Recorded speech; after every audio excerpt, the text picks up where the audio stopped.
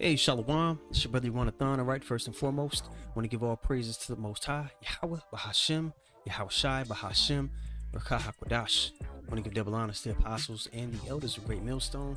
I want to say Shalom to all the brothers, of course, the few sisters who are pursuing this truth in sincerity. All right, may the blessing of election be upon your house. Today, I got a question.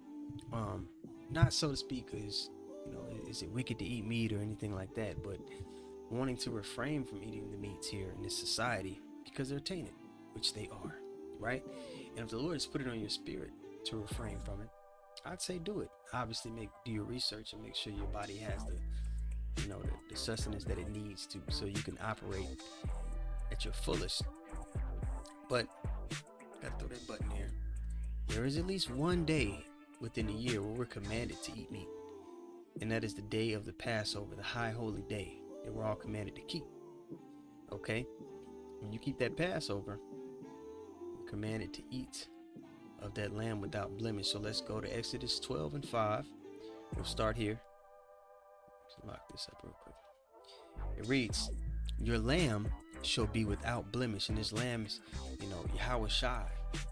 He was the Passover lamb. He was a lamb without blemish during that lifetime, as who the world ignorantly calls Jesus. He didn't sin, so he was eligible to be a sacrifice for the nation's sins, so that we could have a pathway, a bridgeway back to the Father. You see, without him, we don't even have that bridgeway back to the Most High. Okay, so he sent the first spirit ever created on the earth to be that bridge for us. Okay, so this is a very important high holy day. I would say the most. Exodus 12 and 5, it says, your lamb shall be without blemish, a male of the first year. Okay, firstborn. Lord, Yahweh Shai was the first spirit ever created, and to Mary and Joseph, he was the firstborn. All right, you shall take it out from the sheep or from the goats, and you shall keep it up until the 14th day of the same month. And the whole assembly of the congregation of Israel shall kill it in the evening, and shall take of the blood and strike it on the two side posts and the upper door post of the house wherein they shall eat it. Now this part, again, Judges 5 and 11 says we will be rehearsing the righteous acts to the best of our ability. But there are certain things within our captivity that we can't keep.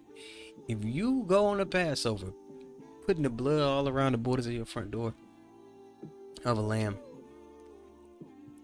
your neighbors are going to call the cops on you, man. You're going to jail. Okay, so obviously that it's not something we necessarily could keep. But eating of the lamb, of course we can.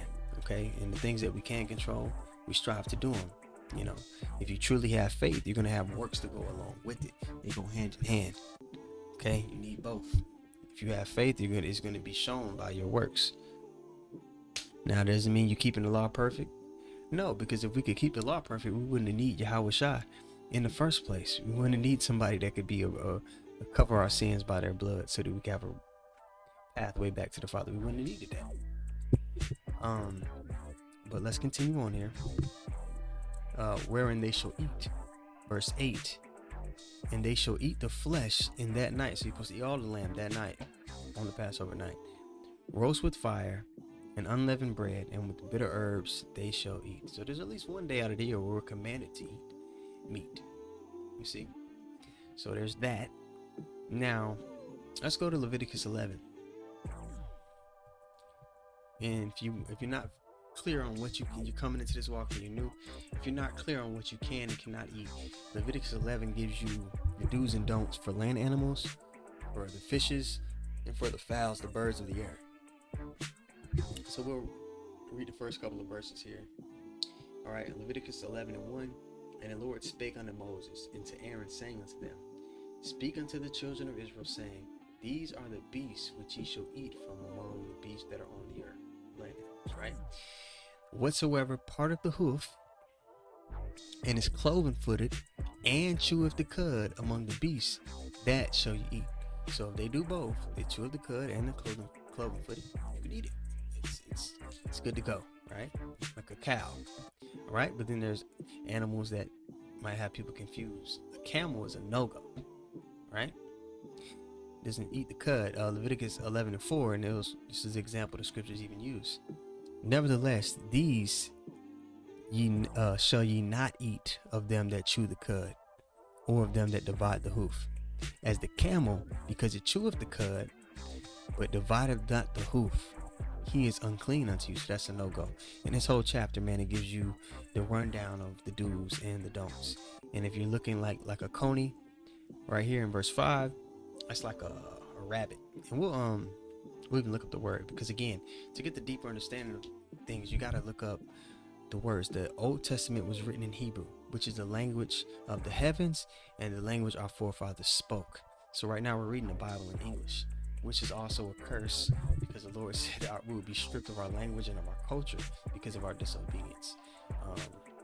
So for us to get a deeper understanding of things that are written, you want to go look up the words here, and you can use the letter app. You can get your Strong's Concordance. All right, just love with me.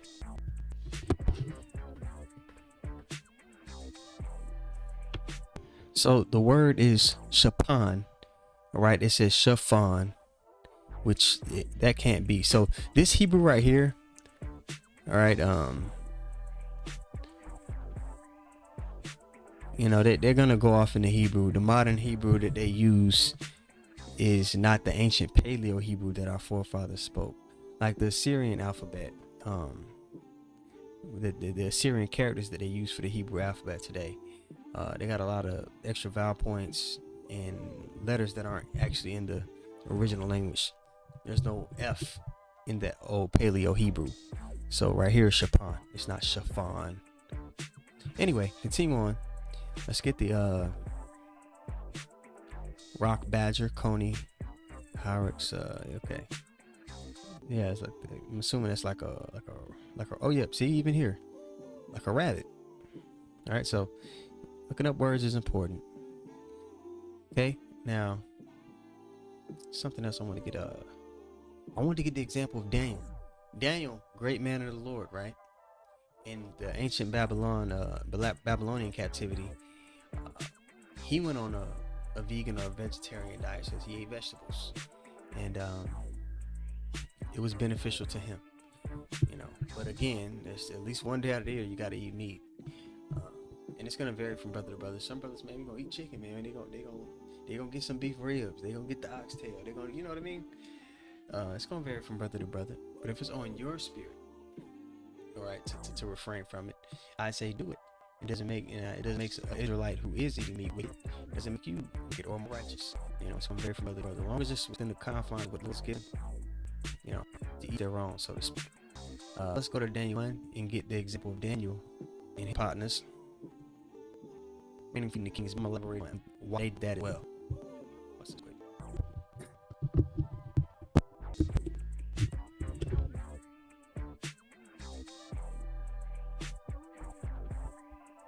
All right, so we're gonna start at verse 4.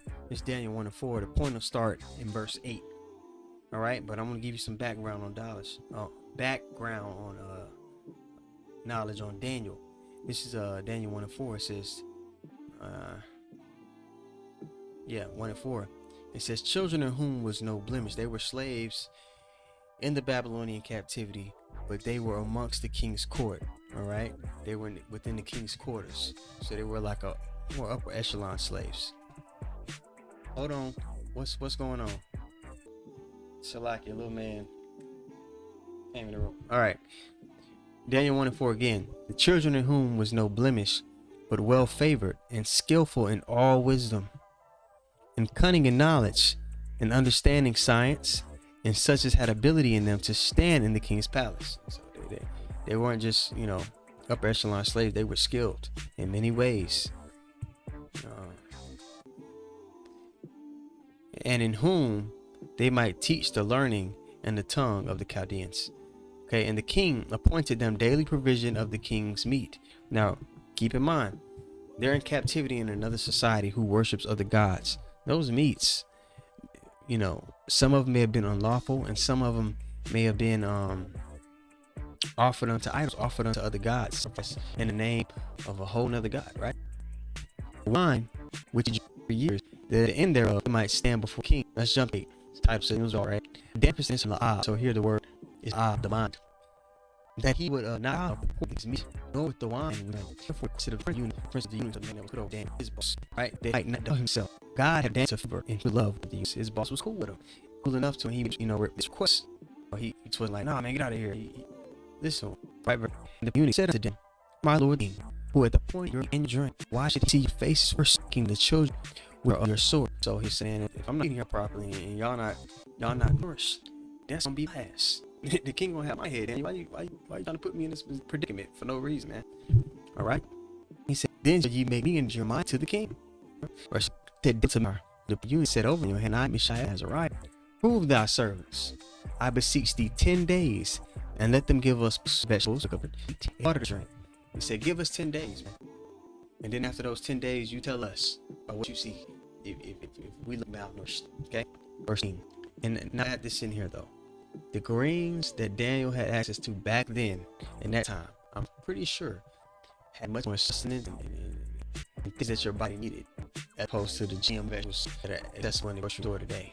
Vegetable greenery that's grown on Bill Gates' farm, who owns 60% of farmland in the U.S. You're gonna find some good stuff here and there, but everything's defiled. I'll get that in Ezekiel 4 chapter after we get this example of Daniel. All right, Daniel 1 and 13. Then let's count. Okay, let's start it over again. Put thy servants, I be 10 days, and let them give us vegetables to eat and water to drink. Then let our countenances look upon for thee, and the countenance of the children that ate of the portion of the king's meat. So, after 10 days, man, look at us, look how we look malnourished, and look at the people that have been eating the king's meat, and compare the two, and tell us if we're not up to par, or even better. Okay. It says, thou is deal with thy sins, consider to them this matter, and put them 10 days. And at the end of 10 days, their counts appeared fairer and fatter in flesh, and all the children which did eat of the portion of the king. So boom. All right. They looked even better. Okay. Now in Ezekiel, and I'll just quote it. In Ezekiel 4th chapter, it says that the children of Israel would eat their defiled bread, food source, among the Gentiles when the Lord shall scatter them. So it's a part of the curse that our food is gonna be tainted here in society before coming age of the kingdom of heaven. And it's also in the curses, Deuteronomy 28 and 48, 15 through 68 is the curse. Deuteronomy 28 and 48, that we will have to go to our enemy for want and need of all things, and hunger and thirst and in nakedness. So there's that. But if it's on your spirit or not, eat meat.